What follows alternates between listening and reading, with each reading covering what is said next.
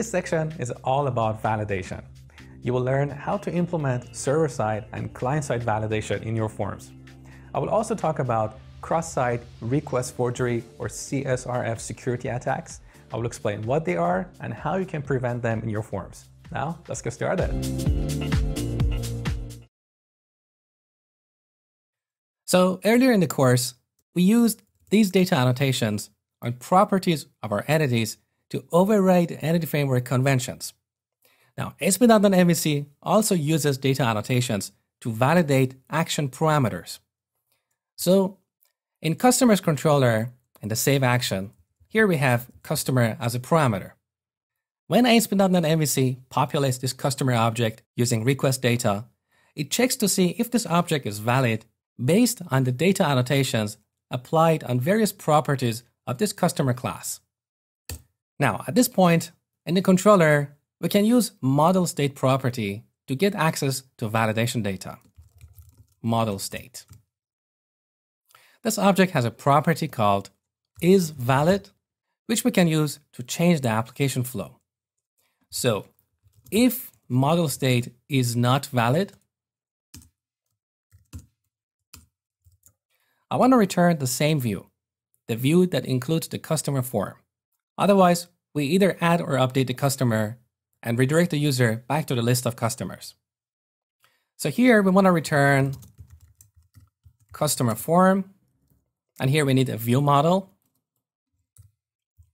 So view model equals new customer form view model. We set its customer property to this customer object we receive in this action. And this is required to populate the form with the values the user has put in the form. We should also initialize membership types. So we get it from the context, membership types to list. And finally, we pass this view model here.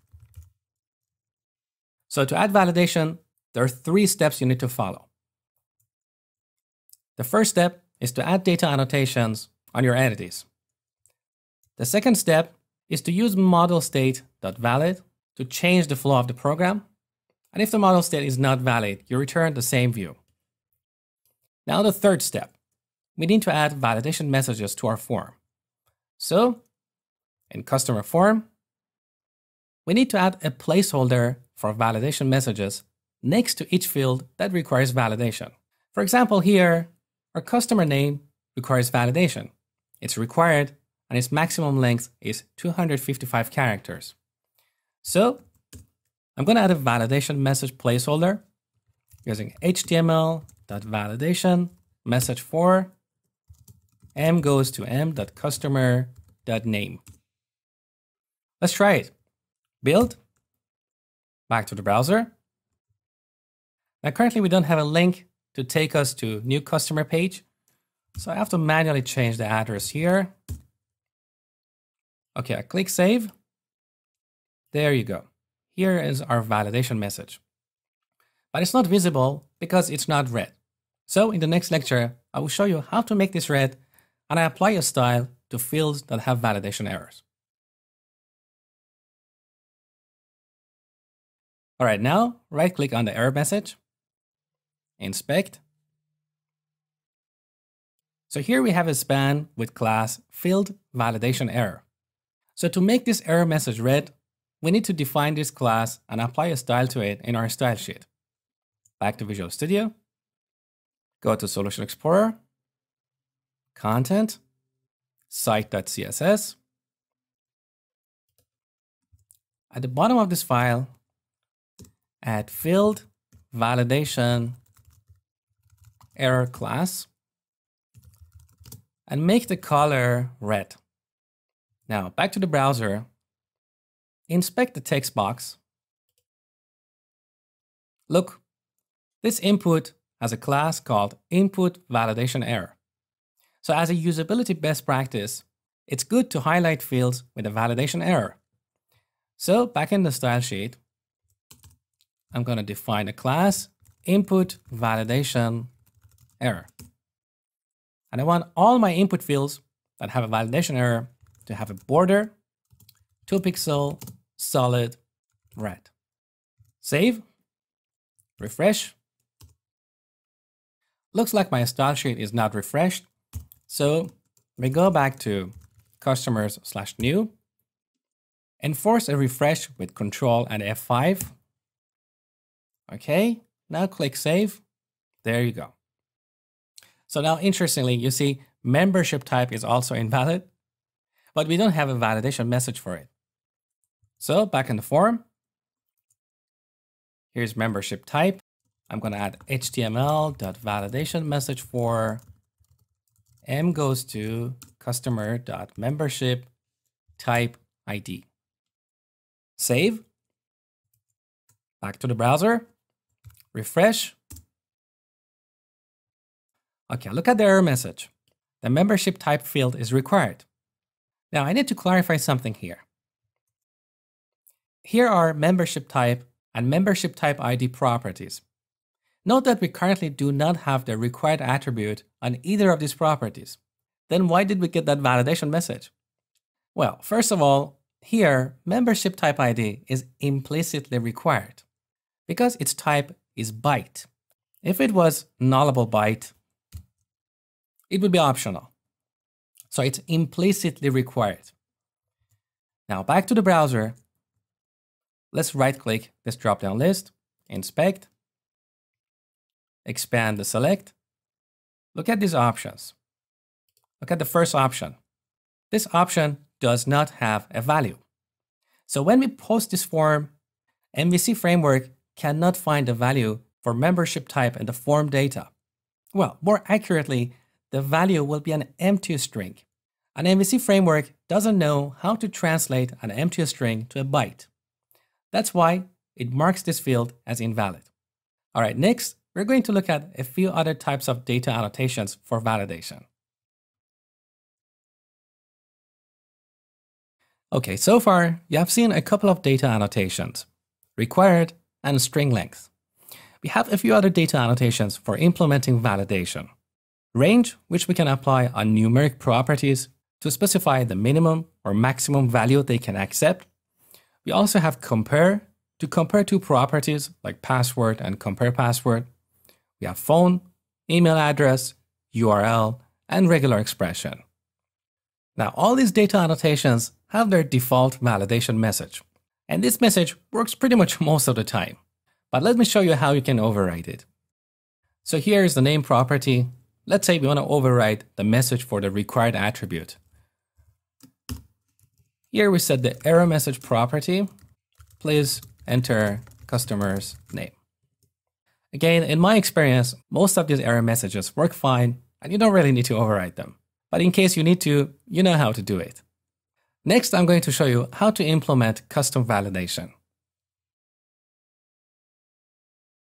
Okay, let's make up a business rule. Imagine if this customer wants to go on a monthly, quarterly, or annual membership, they should be at least 18 years of age. So any membership type other than pay-as-you-go requires someone who is 18 years or older. So to implement this, right-click Models, add a new class. Let's call this min 18 years if a member. We need to derive this class from validation attribute, which is defined in system.componentModel.dataAnnotations. Now here we need to override isValid method. Note that this method has two overloads, one that takes an object and the other that takes a validation context as well. My recommendation is to go for the second one because this will give you access to other properties of your model, as you will see shortly. Now, before we implement the actual validation logic, let's apply this attribute on our model. So, back to customer class. Here's the birth date. This is the property we're going to validate. So, min 18 years if a member. So if the user selects a membership type that is not pay-as-you-go, they should also specify the birth date of this customer, and this customer should be at least 18 years of age. Now back to our validation attribute. delete this line. We're going to implement our own validation logic. Now, first, we need to check the selected membership type. And that's where this validation context comes into picture. So, validation context, that object instance, this gives us access to the containing class. In this case, customer. Now, because this is an object, we need to cast it to customer. So, customer, like this. Now we can check the selected membership type. So if customer.membership type ID equals 1, that's the ID of pay-as-you-go membership type that we defined earlier in the database. Now, ideally, we should avoid magic numbers like 1, 2, 3, but let's implement the validation logic first, and then I will show you how to refactor this code and make it cleaner and more maintainable. So if this is a pay-as-you-go customer, we can assume birth date property is valid, because we don't care about the birth date at this point. So we return validation result dot success. Success is a static field on the validation result class. Now, otherwise, first we check to see if birth date is null. So if customer dot birth date is null, here we return a new validation result and specify the error message. Birth date is required. So if you want to return a successful validation result, you use this static field. Otherwise, to indicate an error, you instantiate a new validation result. Okay, next, we've gotten the birth date, so we need to calculate the age. Datetime.today.year minus customer.birthdate.value, because this is a nullable datetime.year. Now, the calculation of age is actually a little bit more complicated than this, but let's not worry about that because that's not the focus of this lecture. Now, we return if age is greater than or equal to 18, we return validation result.success. Otherwise, we return new validation result. Customer should be at least 18 years old to go on a membership. Now, this line is a little bit too long, so to make the code more readable, I would like to break it up like this. That's it. That's how we implement a custom validation. Now, the last step, we need to go back to our customer form. Here's our birth date field. So we need to add a validation message placeholder. HTML validation message for M goes to customer.birthdate. Let's test this. Build, back to the browser.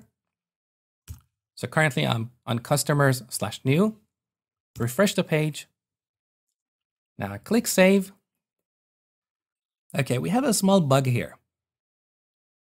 In our validation class, we assume that if membership type ID is 1, birth date is considered valid. But if the user does not select membership type, from a usability point of view, it's better not to display the birth date error message because that would give the user too many error messages right from the get-go. So I would like to add another condition here. If customer.membership type ID is 0, and that happens when the user does not select a membership type, because 0 is the default value for numeric properties. Let's build, back here, refresh, continue. Beautiful. The error message for birth date is gone. So now let's select monthly. Save. There you go, it's required. 1st of January 2000. Save again. Now we get a different error message. Customer should be at least 18 years. Now let's change this back to pay as you go. Save. Beautiful.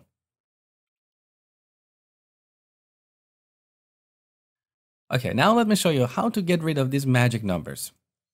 The reason you should avoid magic numbers like 0 or 1 is that they hurt maintainability of your applications. 0 or 1 may be clear to you, but the next developer working on this code has no idea what these numbers are and where to find them. And that's why we call them magic numbers. Now, earlier, we defined these membership types using a migration. So membership types are essentially reference data. Now, in a lot of cases, this reference data is not used in the application code. They're purely used for populating drop-down lists. But in this case, you see we have some business rules around these membership types. In situations like this, you need to explicitly define these membership types in the domain model of your application to make your code more maintainable. So, in Solution Explorer, open up Models, Membership Type. I'm going to define a few static fields on this class. Public, static, read-only, byte, unknown. I made it read-only so I don't accidentally change it somewhere else in the code. So once we initialize it here, if we try to change it somewhere else in the code, we'll get a compilation error. Now similarly, I'm going to define another static field and call this pay as you go and set it to 1. So the value I'm assigning to these fields is based on membership types we defined earlier in our migration. Now back to our validation class. We can replace this magic 0 with membership type dot unknown. Let's put this on a separate line. And 1 with membership type pay as you go. So this way, the code is more readable and more maintainable. Now you might ask, okay, Mosh, what about the other membership types? Do we need to define them all here as a static fields? You can, but adding these extra fields does not give you any values at the moment because you're not working with them in the code. But if you prefer to have the complete reference list here, go for it. Also, another solution to refactoring the magic numbers is using an enum. So instead of defining a few static fields here, we could create an enum. I've used this approach in the past, but the problem with enums is that back in our validation class, when we use an enum here, we need to cast it to a byte to compare with membership type ID. And I don't like that extra casting. Alternatively, we could create another property on customer class, call it membership code, that would return the enumeration member. Then we don't have to cast it to compare with our enumeration member here. But either way, we have to write a bit more code, and this is actually a bit noisy in my personal opinion. So I'm quite happy with this new approach that I have used recently. It's entirely up to you which approach you can choose. But the point is, you need to explicitly define these membership types in your code. Next, we're going to look at validation summary. Okay, so currently we have a validation message next to each field. Some people prefer to display the list of errors on top of the form as well.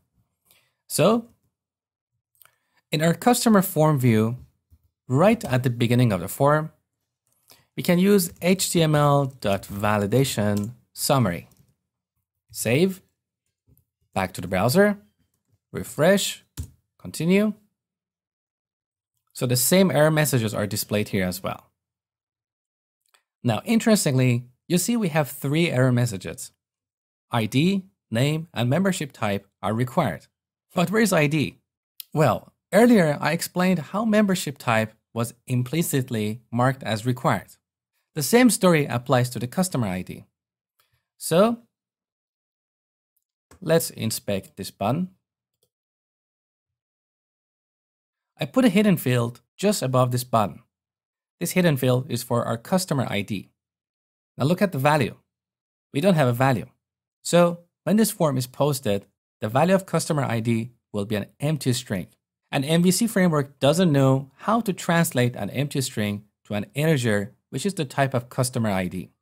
So to fix this, we go back to our customer's controller in the new action. Look, here in the view model, we have initialized membership types, but not the customer. And by default, it's null. So we set customer to a new customer. Now, when we create this new customer, its properties will be initialized to their default values. So customer ID, because it's an integer, will be initialized to 0. And then when the hidden field is rendered, it will have a value. And this way the error will be gone. So let's build back to the browser. We need to go to customers/new. So the hidden field is rendered again. Now if I click save, we don't get the error for the ID field anymore. So this is validation summary. Now instead of displaying individual property errors here, we can go back to our form. The first argument to validation summary method is a boolean called exclude property errors.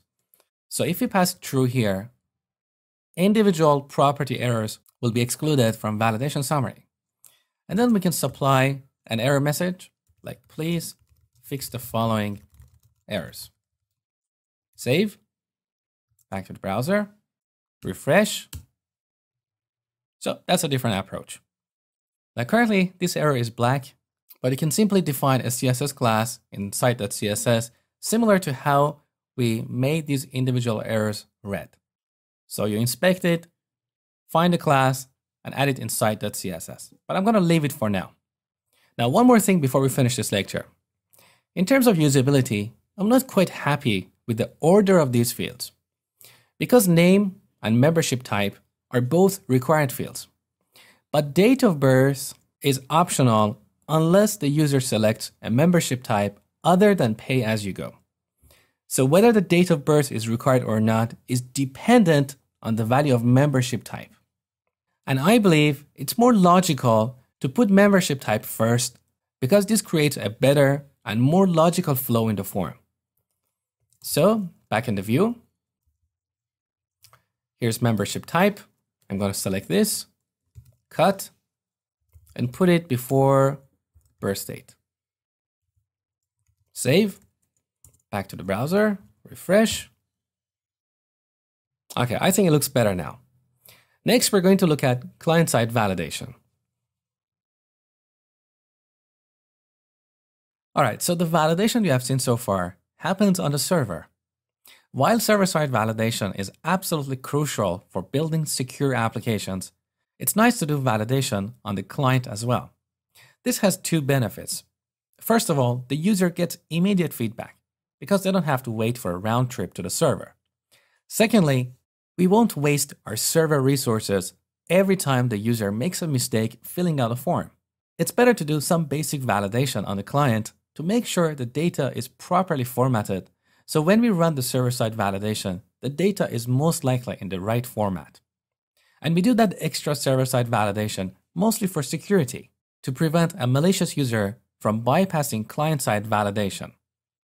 Now, by default, client-side validation is not enabled in your ASP.NET MVC applications. And let me explain why.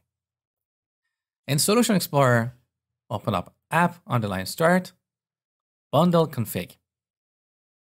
So earlier, we looked at these bundles. You can see here we have a bundle called jQuery val. This bundle is not referenced anywhere.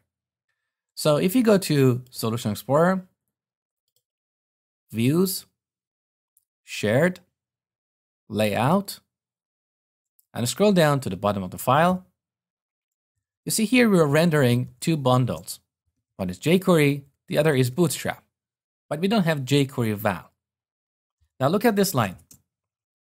This render section statement allows us to add a script section in our views. And what we put there will be rendered here in the page. So on pages where we need jQuery validation, like the pages where we have a form, we can reference our jQuery validation bundle to enable client-side validation. Now back in our customer form, at the bottom of the file, I'm going to add the script section. So @ section, all lowercase. You can see IntelliSense has picked up the sections defined in our layout file. Now in this block, I'm going to render our jQuery validation bundle. So @ scripts dot render. And here we need to pass the address of our bundle. So in bundle config, here's the address of our bundle. So all files that match this pattern will be combined and compressed, and they will be available for download at this address. So we copy this and paste it here. Save, back to the browser, go to customers/new, and then press Ctrl F5 to make sure you get a fresh copy of this page.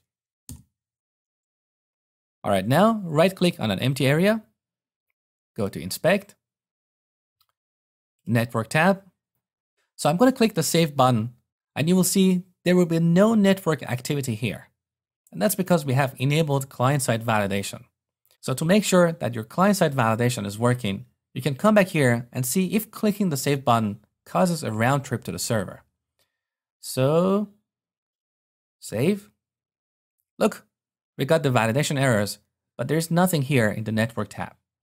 So all this is happening on the client, and it's faster. Now, let me give you a bit more insight about how this actually happens. So earlier, we used these data annotations to implement validation. The good thing about data annotations is that ASP.NET MVC uses them both for server-side and client-side validation. So on the server side, I told you that when we get a parameter in an action, MVC framework validates that object using data annotations applied on its properties. Also, in Razor views, when we render input fields using HTML helper methods, Razor View Engine looks at the data annotations applied on the reference properties and adds additional attributes to the HTML markup. Let me show you. So back in the browser, inspect this text box. Look at this markup. We have a bunch of attributes prefixed with data-val. jQuery validation plugin understands these attributes. So when you click the Save button, jQuery validation kicks in. It inspects each field, its value, and the data attributes applied to it. If the field is not valid, it will render the validation message next to it. Now, one thing you need to know about client-side validation is that it only works with standard data annotations in .NET. So the custom validation attribute that we created does not have client-side support. And if you want to add that, you need to write some jQuery code. Now, honestly, I've never done this for my custom attributes. Why? Because if our validation rules change, we need to update them both on the server and on the client. So I prefer to use client-side validation for standard .NET data annotations and validate my custom business rules purely on the server. In the next lecture, we're going to look at a very important security topic called anti-forgery tokens. All right, anti-forgery tokens. What are they? Well, here we have a security hole in this form. I'm going to open the Chrome Developer Tools, Network tab. Now I'm going to click the Save button. Okay, here's our request. So this request is an HTTP post request going to this endpoint. And if you scroll down, you can see the form data in the body of this request. So customer name, membership type ID, and so on. Now imagine the user who is responsible for creating a customer leaves the site without signing out. So this user has an active session on the server. So they're still authenticated for a few minutes. The default setting is around 20 minutes, but of course this can vary from one application to another. Now imagine I'm a hacker. I can trick this user to visit a malicious page I have created. On this page, I can put an image or an iframe and write a little bit of JavaScript code. So when the page is loaded, it will send an HTTP post request to our endpoint. What do you think is going to happen? Because this user has an active session on our website, this request will be successfully executed on his behalf. We call this kind of attack CSRF or CSRF, which stands for cross-site request forgery. So the hacker forges a request on a different website. And with this technique, they can literally execute any actions on behalf of the victim. In this example, a hacker can create or update an existing customer. And later on, when we implement rentals, a hacker can actually create false rental records. And interestingly, if you look at the logs, all the requests appear as if they were legitimate requests came from the user's browser. We won't have any records of the hacker. their IP address, and so on. So how do we prevent this? Well, we want to make sure that this request only comes from our customer form, not from a different website. So there are 2 steps we need to follow. In our customer form, we use another helper method, html.anti-forgery token. This method will create a token, which is like a secret code, and then put it as a hidden field in this form and also as a cookie on the user's computer. Now let's see this hidden field and the cookie in action. So save, back to the browser. We go to customers/new, right click here, inspect. So here's our hidden field. It's called request verification token. And look at the value. It's a long, weird string. Now this value is also stored in the user's computer as a cookie in an encrypted format. So let's go to resources, open up cookies, localhost, and you can see here we have a cookie by the exact same name, request verification token. And this value is the token in an encrypted format. So we give the user a token, and when they post the form, we're going to get these 2 values, the hidden field and the encrypted cookie, and compare them. If they match, that means this is a legitimate request. Otherwise, it's an attack. Because if the hacker redirects the user to the malicious page, they don't have access to the hidden field in our form. Because this hidden field only exists when the user actually visits our customer form. So even if the hacker steals the cookie, they still don't have access to the hidden field. So on the server, we do this validation. If these 2 values don't match, this is an attack, and we immediately stop the request. Now to perform the validation, we decorate our save action with validate anti-forgery token. So all the complexity of generating a token, encrypting it, validating it is done by MVC framework. We don't have to worry about it. We just have to remember to apply this attribute on our action and use this helper method in our views. Now build, back to the browser. Now before saving, I'm going to modify the value of the hidden field to simulate a situation where an attacker doesn't have access to this value. Now let's see what happens. We got an exception. And this is how we prevent CSRF or CSRF attacks. Alright, now I want you to use what you've learned in this section and add validation to our movie form. Now there are a few things I want you to pay attention to here. First, you can see that release date is automatically initialized to this date, which is the default value for datetime objects in .NET. Also, number in stock is initialized to 0. So if you follow exactly the steps I've shown you in this section, you will end up with a form like this. Now for this exercise, don't worry about these weird initial values in the form. Do the exercise, and when you finish, watch the next lecture. There, I will explain a few different ways to solve this problem. Now in terms of the actual validation in the form, let me clear these fields and submit the form. You can see that all fields are required. Also, for the number in stock, if I put in 0, I get a different validation message telling me that the number should be between 1 and 20. I use 20 as an arbitrary number, assuming that in a video rental store, we probably wouldn't have more than 20 copies of a given movie. But that's just an arbitrary assumption. So to implement this validation, I have used the range data annotation that I mentioned earlier in this section. Also, here we have client-side validation, so be sure to enable it. And finally, I've protected this page using an anti-forgery token. So go ahead and add validation to this form, including client-side validation and anti-forgery tokens. And when you finish, watch the next lecture. So the reason we have these initial values in the form is because in the new action of movies controller, I've set this movie property of our view model to a new movie. And this is to ensure that in our form, this hidden field will be populated with a value. Otherwise, we're going to get a validation error for the ID property. Now, one way to solve this problem is to remove this line here And then in our form, use the hidden method instead of hidden form. So HTML.hidden. Here we pass the ID of our hidden field, which would be movie.id. And then we can initialize it like this. So if model.movie is not null, use model.movie.id. Otherwise, use 0.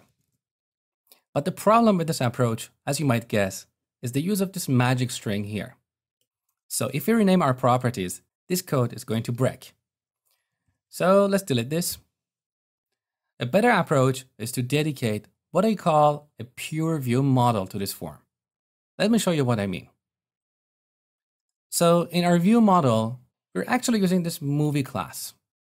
To remove the initial values in the form, we can add properties of the movie that we need to capture in the form here and make them nullable. This way, their initial value will be null, and our form will not be pre-populated with these values. So first, I'm going to go in the movie class and select all these properties, copy, back to the view model, and replace this with individual properties. Now we import the namespaces using Alt and Enter. This is a resharper shortcut. So if you're not using resharper, you need to add system.componentModel.data annotations on the top. Now with these properties, we're going to make them nullable. So ID is going to be a nullable integer. Name is a string, which is nullable by default. We don't need genre anymore because all we capture in the form is genre ID. Delete. Here's genre ID. I'm going to make this nullable byte. We don't need date added because this is not a property we capture in the form. Delete. Release date should become nullable datetime. And we should also apply the required attribute here because all our properties are required. Now I didn't have to apply this attribute for genre ID or name because they already have the attribute. Next, number in stock should be nullable byte and required. That's it. We just have one error here, and that's in the title because we don't have this movie property anymore. So we change this code to something like this. If ID is not 0, return edit movie, otherwise return new movie. Or we can make it shorter like this, using the ternary operator. So this is what I call a pure view model. Now, there are a few more changes we need to make in the application. Back in the form, you see all these references are broken because we no longer have the movie property. But fixing it is very easy. Control H for find and replace. We're going to replace .movie with just a dot. Alt and A to replace all. Done. And finally, in the controller, in the edit action, we need to replace this line with individual property assignments. So ID equals movie.id, name, release date, number in stock, and genre ID. Now we can make this code cleaner by moving this logic into the view model.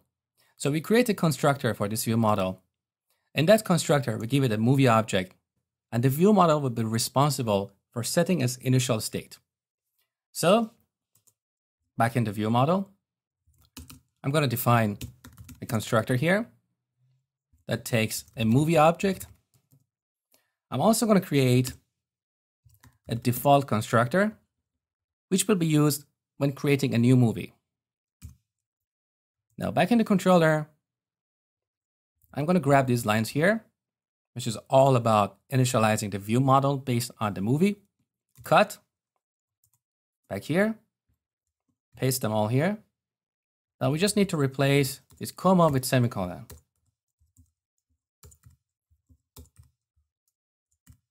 And finally, reformat the code. And with this, we can go back to the controller And when creating this view model, we give it this movie object. Much cleaner. And the final change is in the save action. So here again, instead of initializing the movie here, we pass this movie object that we receive here when instantiating this view model. Just one tiny step that I missed. Back in our view model, when using this constructor for a new movie, we need to set this ID to 0. And this is to make sure that in our form, this hidden field is populated. So this is how you solve this problem.